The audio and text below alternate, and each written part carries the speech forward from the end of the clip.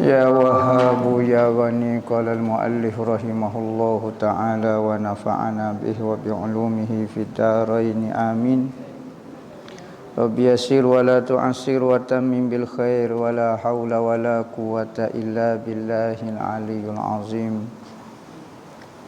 Ilahi anta maqsudi wa ridhaka matlubi, a'tini mahabbataka wa ma'rifataka. Amma ba'du, assalamualaikum warahmatullahi wabarakatuh. Katanya pengarang rahimahullahu ta'ala wa nafa'ana bih wa bi'ulumihi fid dharain amin. Sehinggalah perkataan beliau, dan lagi daripada Zuhair bin Alqamah, kata, dan lagi daripada Zuhair bin Alqamah, Nabi sallallahu alaihi wasallam bersabda, man mata lahu isnani minal waladi faqadih tuzira bihi zaring minan nar.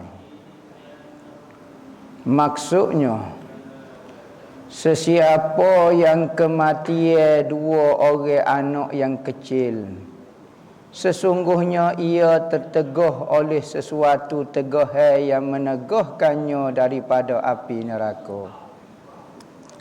Lah ni kita dok kecek mengenai kelebihan ada anak.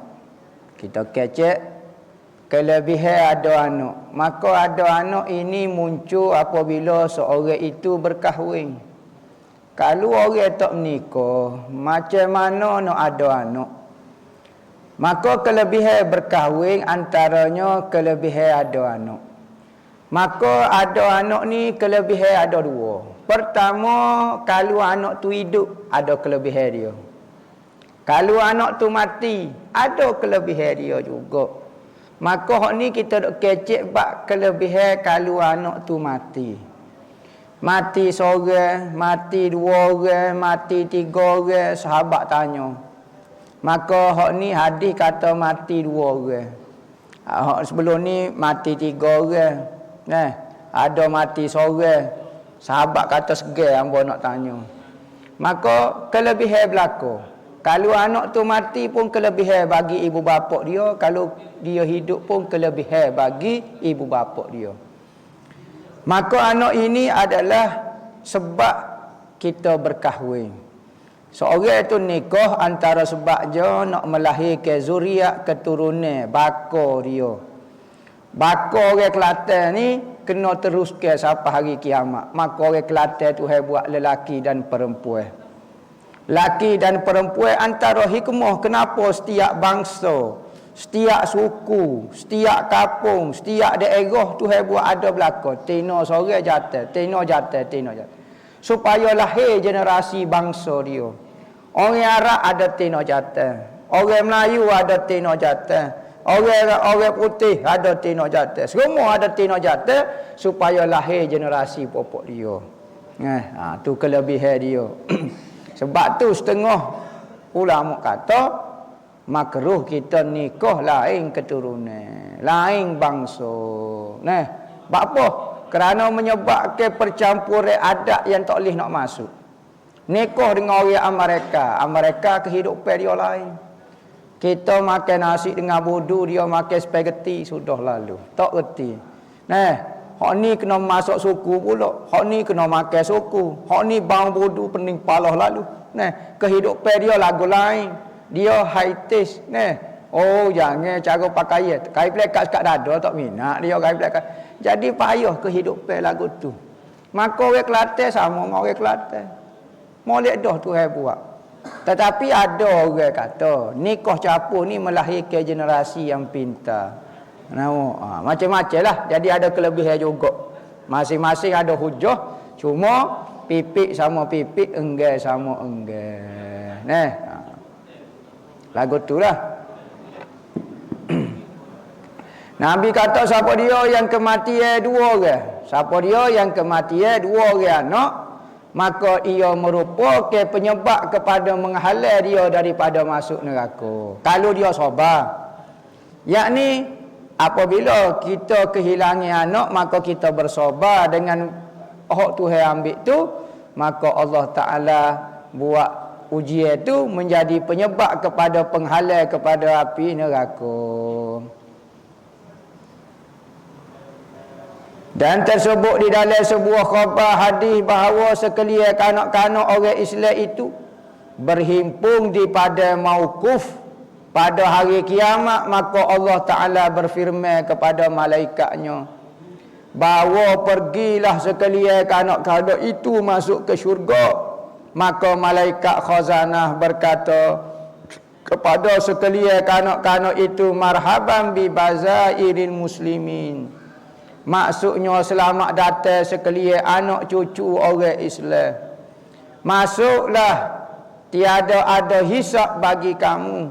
Maka kanak-kanak itu bertanya, di mana sekalian ibu bapa kami? Maka para malaikat khazanah berkata kepadanya, sesungguhnya ibu bapa kamu tiada dapat seperti yang kamu dapat. Kerana mereka menanggung beberapa dosa dan beberapa tuntutan orang ke atasnya. Maka sekalian kanak-kanak itu berkata, sesungguhnya mereka itu telah bersabar atas kematian kami kerana mengharapkan pahala pada hari ini. Maka semua kanak-kanak itu menjerit-jerit di pintu syurga itu dengan jeritan yang bersangat. Maka Allah Ta'ala berfirman, padahal dia lebih mengetahui halnya, siapa yang menjerit-jerit itu? Maka sembah malaikat, wahai Tuhanku, mereka adalah sekalian kanak-kanak orang Islam. Mereka berkata, kami tidak mahu masuk ke syurga melainkan berserta ibu bapa kami. Maka Allah Ta'ala berfirman bagi mereka, ambillah dengan kedua tangan sekalian ibu bapa kamu lalu terus masuk ke syurga. Kelebihan anak yang mati kecil, kalau kita bersabar, kalau kita reda dengan apa yang berlaku. Senyap kata ni adalah pemberian Tuhan, tetapi Tuhan terlalu cepat ambil. Tuhan wis betul ambil selalu. Ada orang ni Tuhan wis anak kepada kita lama baru dia ambil. Ni bui acu kita nak pergi dia ambil Maka kita bersabar sebab dia yang memberi, dialah yang mengambilnya. Maka kelebihannya orang-orang yang mati lagu ni, anak-anak dia akan tunggu di padang mahsyar. Sedangkan anak-anak ni boleh masuk syurga dah, tetapi dia nak tunggu juga ibu bapa dia. Tu kelebihan. Tunggu ibu bapa dia supaya boleh masuk syurga bersama dengan ibu bapa dia. Dan tersebut pula di dalam khabar yang lain pula, apabila segala makhluk berhimpun pada hari kiamat, Allah Ta'ala pun berfirman, maksudnya kamu sekalian dari kalangan orang-orang yang tiada berdosa dipersilakan keluar. Maka mereka keluar melainkan Yahya bin Zakaria.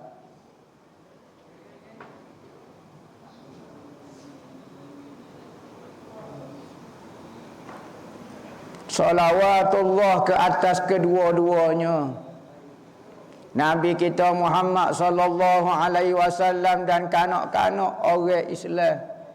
Maka tiba-tiba kanak-kanak itu berkata, wahai Tuhan kami, engkau telah mengambil segala nyawa ibu bapa kami, dan engkau telah menghukumkan kami mati sebelum lagi kami melihat ibu bapa kami, dan kami belum lagi memandai ibu-ibu kami. Maka janganlah engkau mengharamkan kami daripada melihat mereka pada hari ini.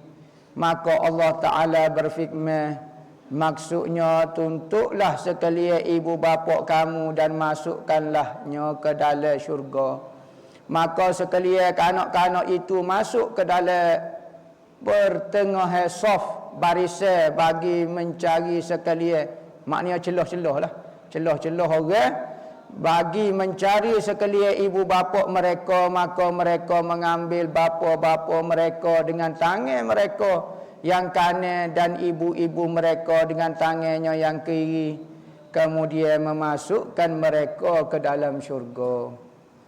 Inilah antara beberapa hadis yang menunjukkan faedah yang terhasil dengan sebab perkahwinan. Tetapi syaratnya ia hendaklah bersabar atas kematian anak-anaknya tanpa kemarahan. Maka berbahagialah bagi orang yang bersabar atas kematian anaknya, dan celakalah bagi orang yang marah-marah dengan keluh kesah dan mengeluarkan perkataan dan perbuatan yang menjadi derhaka kepada Tuhan. Maka orang yang sedemikian itu dengan pelbagai tingkah laku dan perbuatannya akan mengalami kerugian dan penyesalan dan diluputkan beberapa pangkat dan darjat serta segala kebajikan mereka. Allahumma ja'alna minas sabirin. Maksudnya, jadikanlah kami daripada golongan yang bersabar. Masalah bersabar ini, kalau kita menangis, tak apa sabar lagi. Tak semestinya seorang itu kena bersabar, kena kerah. Anak mati, wak lolok suka. Tak semestinya. Hatta Nabi sendiri pun apabila kematian anak lelaki dia Ibrahim. Dia anak lelaki, Nabi semua mati kecil belaka. Anak tina semua mati besar belaka. Anak jatuh semua mati kecil belaka. Antara hikmahnya, bapa Nabi tidak melahirkan anak lelaki kerana takut orang menganggap anak Nabi itu Nabi juga. Maka Nabi cukup sekat itu saja. Sekalipun dia mewarisi kehebatan melalui anak tina dia, tetapi kalau dia melahirkan anak lelaki semakin hebat. Anak Nabi. Takut-takut orang kata dia juga Nabi. Maka Nabi akhir zaman putus di Nabi Muhammad. Betul-betul tidak ada generasi lelaki. Manakala hubungan Nabi kata semua nasab keturunan melalui lelaki kecuali keturunanku. Itu khususiat bagi keturunan dan nasab. Bukan keturunan hak daripada sebelah lelaki. Sebab itulah Allah Ta'ala mematikan anak-anak Nabi daripada kecil lagi. Maka Nabi ketika meninggal anak dia Ibrahim, maka dia menangis. Mengalir air mata Rasulullah. Hati dia sedih. Sehingga ke sahabat nampak Rasulullah itu sedih pada hari kematian anak dia. Sehingga ke sahabat kata, ya Rasulullah, kenapa menangis ni? Tak reda kau lagu mana? Sedih kau dengan. Katanya Rasulullah, hati tetap reda dengan takdir Allah. Cuma air mata ni menunjukkan seseorang itu ada perasaan kesian belah. Hati seseorang itu lembut. Tak semestinya air mata mengalir itu tak menunjukkan seorang itu tidak bersabar dengan takdir. Seorang itu sedih misalnya, meninggal misalnya 3 hari dia jadi sedih apa semua. Maka kita jangan kata ke dia, tak reda kau dengan kematian anak. Jangan.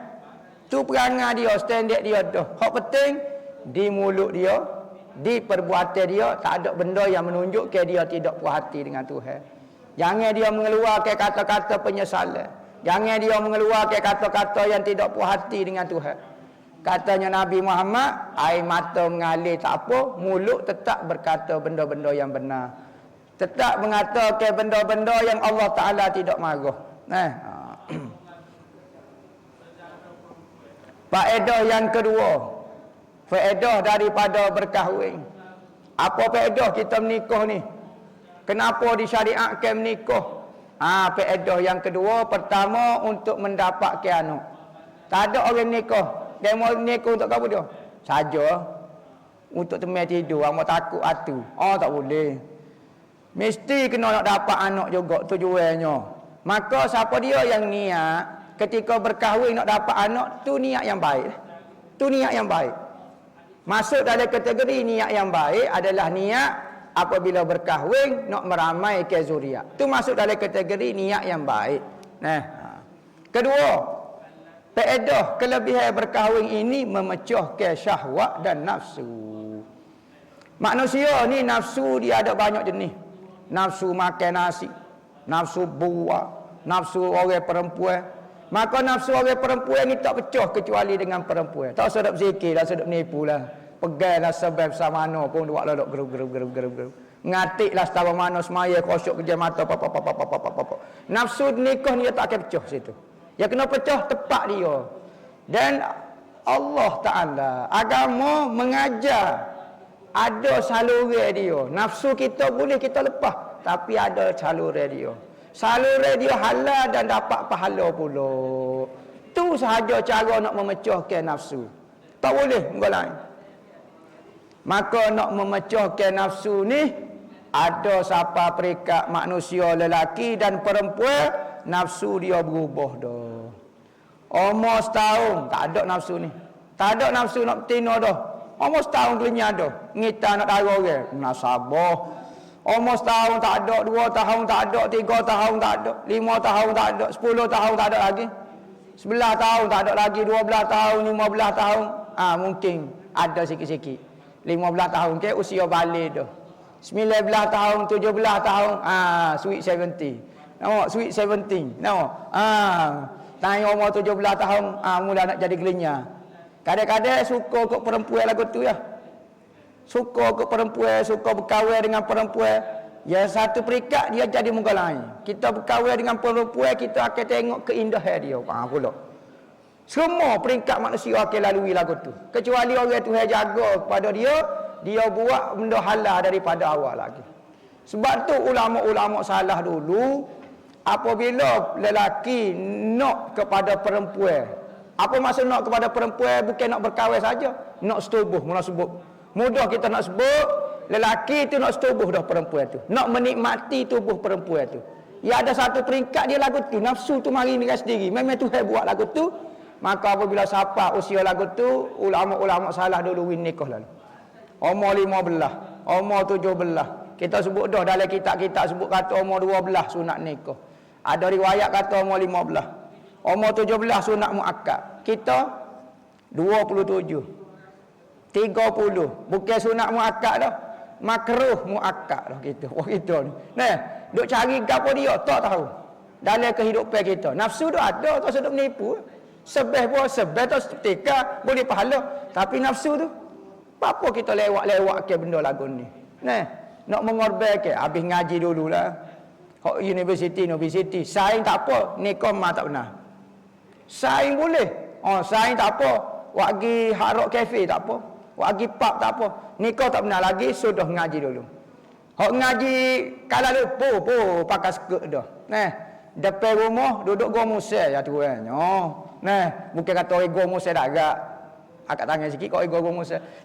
Bukan nak kata orang gua musel, nak kata orang ulu habis Kelantan tak ada gua musel, lepas pada gua musel tak ada orang hidup dah rima bewok dah lepas pada tu. Lepas pada gua musel tak ada orang hidup, habis kemuncuk hujung dunia lah kita kata ni sebuah Kelantan.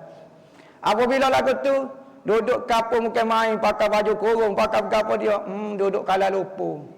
Rambut warna merah. Pakai skirt, orang jantan mari ambil. Tu baru duduk Kuala Lumpur. Lagu mana kita bayar anak dara? Adik kita, kakak kita pergi ngaji Amerika. Pergi ngaji Jepun. Pergi ngaji Korea. Pergi ngaji tak tahulah. Johannesburg ke apa dia. Nah, lagu mana pakai dia? Percaya kau dia boleh pakai telekung, pakai gapo. Amerika ni payah. Nak pakai telekung dia mau pandai tak comel dah. Mula-mula pakai sikit. Pas duk saing dengan Amerika berlaku.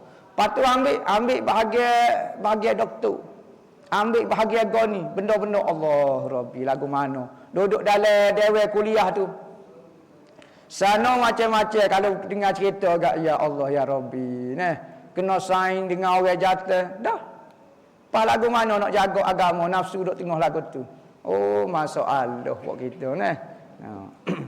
Tu buat kita ni berat belakang tu.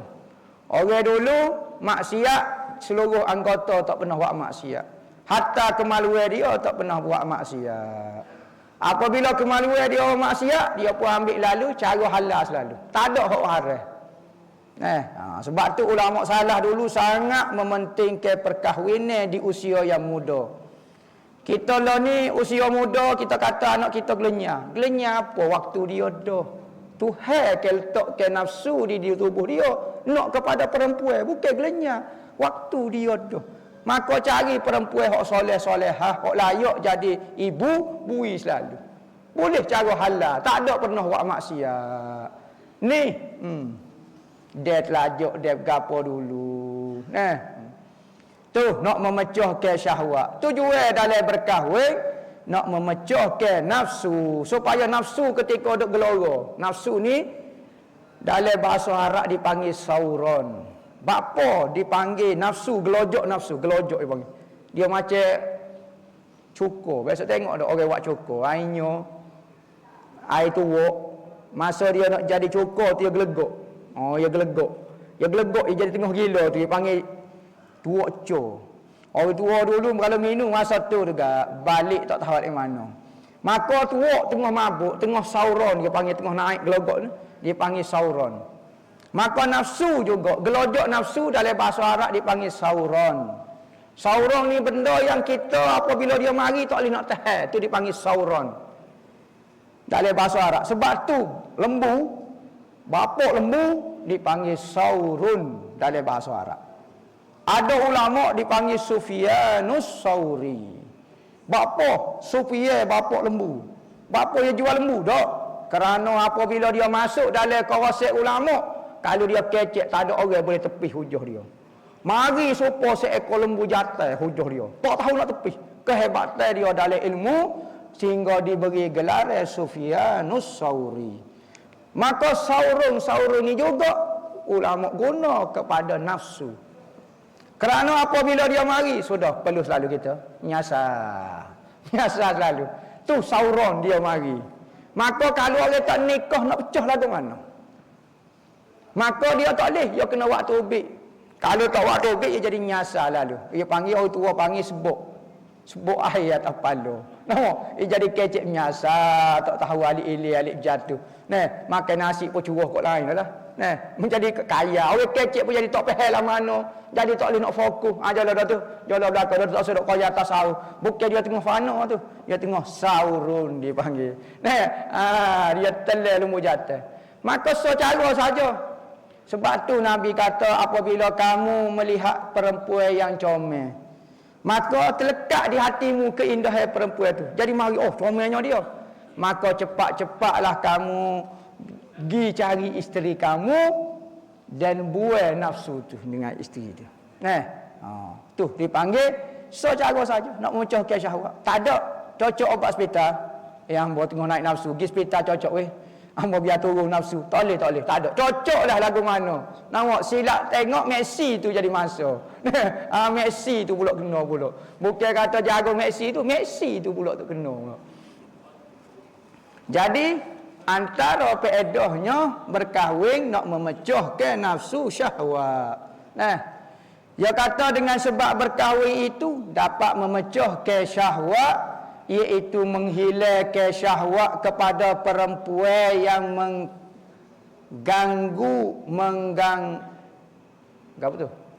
mengganggukan hatinya daripada menghadirkan hati kepada Allah di dalam ibadat, dan lagi terpelihara daripada setan yang membawa kepada berbuat haram.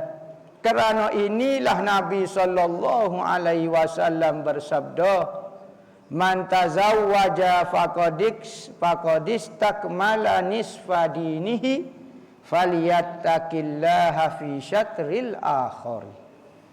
Maksudnya siapa yang berkahwin, maka sesungguhnya ia telah melengkapkan setengah agama dia. Maka ia hendaklah takut akan Allah pada setengah agamanya yang lain. Berarti lelaki ataupun perempuan apabila berkahwin, maka sempurnalah sebahagian daripada kehidupan dia. Sebahagian lagi perlu kepada takwa. Takwa separuh, nafsu bak perkahwinnya separuh. Berarti kalau orang itu berkahwin, macam sempurna dah. Hak lain tu baki tu takwa dah lah. Takwa. Ittaqullah lah. Hak separuh lagi dah selamat. Selagi mana orang tak berkahwin, itakullah dia pun tak sempurna lagi, bak hak kahwin pun tak sempurna lagi. Nah, tu nak menghilangkan gemar kepada ibadat supaya tenang. Sebab itulah siapa dia? Abdullah ibnu Umar, anak Sayyidina Umar. Setiap kali nak buka puasa, apabila orang bel maghrib, kalau kita makan buah tamar dia, kita makan buah tamar, makan cacau, minum air ke apa, dak dia pergi cari bini dia. Setubuh dengan bini dia, sampai dia lega selesai, buka puasa dengan setubuh. Tak ada dia orang antara sahabat yang paling warak, paling masya-Allah jaga. Tetapi kalau bab ni nombor 1 dia. Tapi hak Allah lah. Maka buat buka puasa. Kita rajin tak? Main dengan lapar-lapar ni, nak setubuh jadi tak ada. Dia buka puasa dengan setubuh. Pelik sungguh. Orang tanya dia buat apa sungguh teh. Nah, dia kata kalau hamba tak setubuh, hamba tak khusyuk sembahyang maghrib. Allah. Nak sembahyang maghrib lagi, nak lewat. Kita sembahyang khusyuk gitulah. Berkali pun kita ni tak ada nafsu kali. Berkali nafsu kok tamar kok cacau tu sedap lagi kali. Allahu akbar. Khusyuk dah kali kok kita. Tak ada mikir kok retina kali. Berkali nah. Nak katanya sahabat-sahabat dulu kalau benda tu halal tidak menjadi aib. Nah, setubuh dengan perempuan. Nak setubuh. Ya setubuh yang halal, tak apa. Tidak jadi aib. Hak jadi benda yang memalukan, mengaibkan setubuh hak cara haram. Hak mana hak cara halal itu dipuji, dapat pahala. Nah. Dan diriwayatkan wallahu a'lam.